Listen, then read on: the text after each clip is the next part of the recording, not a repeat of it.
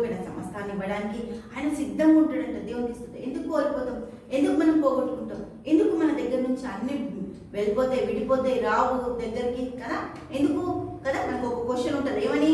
ఏంటి నా పరిస్థితి ఇంత దారుణంగా ఉంది? దేవుడు అంటాడు, అలెలుయా, ప్రతి పరిస్థితికి చనిపోయిన దేవుడు, ప్రతి విషయంలో నీకు చాలిన దేవుని, ప్రతి ఒక్క నీ క్వశ్చన్కి నేనే ఆన్సర్. అలెలుయా, దేవునికి స్తోత్రం.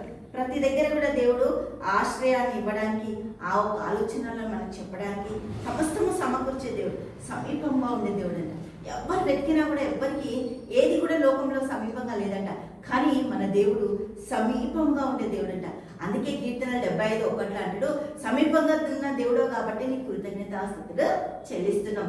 ప్రతి విషయంలో, సమకూర్పు విషయంలో, కోల్పోయిన విషయంలో, రాని విషయంలో, వచ్చిన విషయంలో, తిన్న విషయంలో, తినని విషయంలో, పోయిన విషయంలో, పోని విషయంలో, అన్నిట్లో కూడా దేవునికి ప్రతి సమయానికి సరిపోయిన దేవుడు. అందుకే ప్రసంగం అంటాడు, హల్లెలూయా, దేవునికి మహిమ కలుగును గాక. అన్నిటికీ ఒక సమయం కుదురుబాటు ఉంది. హల్లెలూయా. ప్రసంగి 3:1 ప్రతి దానికి సమయం ఉంది.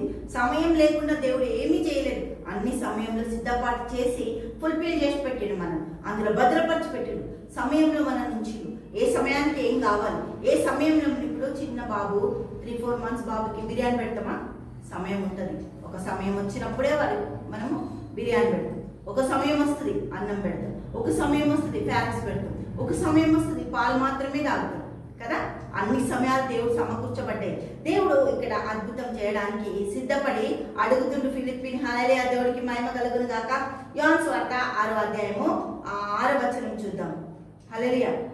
ఏమి చేయని ఉండెనో తానే ఎరిగి ఉండి అతనిని పరీక్షించుటకు అలాగడిగెను. అందుకు ఫిలిప్పి అడిగినందుకు, మరి ఇన్ని రోజుల నుంచి దేవుడితో ఉంటున్నారు, వీళ్ళు తిరుగుతున్నారు, అన్నీ కూడా దేవునికి మహిమ కలుగును గాక. ప్రతి ఒక్కటి కూడా వాళ్ళ ముందు జరుగుతున్నాయి. కానీ వాళ్ళకు విశ్వాసం రావట్లేదు. విశ్వాసంతో వాళ్ళు చేపలు పట్టే వాళ్ళలో వదిలేసిరు, వాళ్ళ వ్యాపారాలు వదిలేసిరు, పిల్లలను వదిలేసిరు, భార్యలను వదిలేసిరు.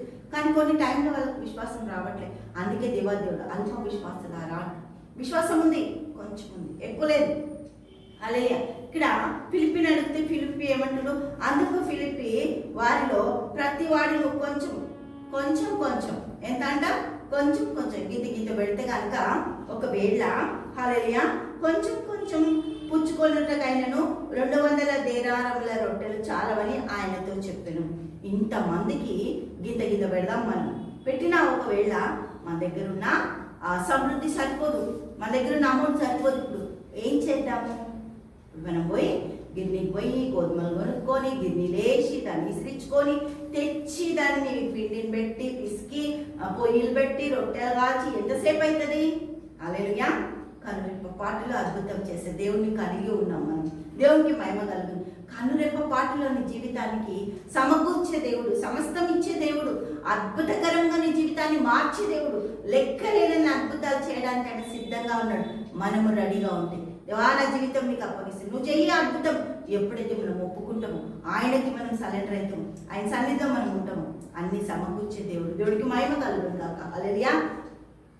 తండ్రి దేశానికి మన స్తోత్రాలు. గొప్ప దేవ, అద్భుతకర ఆశ్చర్యకి మీకు స్తోత్రాలు చెల్లిస్తాను. పరమ తండ్రి నీకు స్తోత్రం, పరిశుద్ధాత్మ నీకు స్తోత్రం, ఆదరణకర్త నీకే మహిమ కనుక ప్రభావం చెల్లిస్తాం. అన్ని రంగాలు ఆశీర్వదించి దీవించి సహాయత దయచేసి కృపను అనుగ్రహించి ఈ మహిమతో నింపండి. యేసు నామములో ప్రార్థిస్తున్నాము తండ్రి. ఆమేన్, ఆమేన్, ఆమేన్.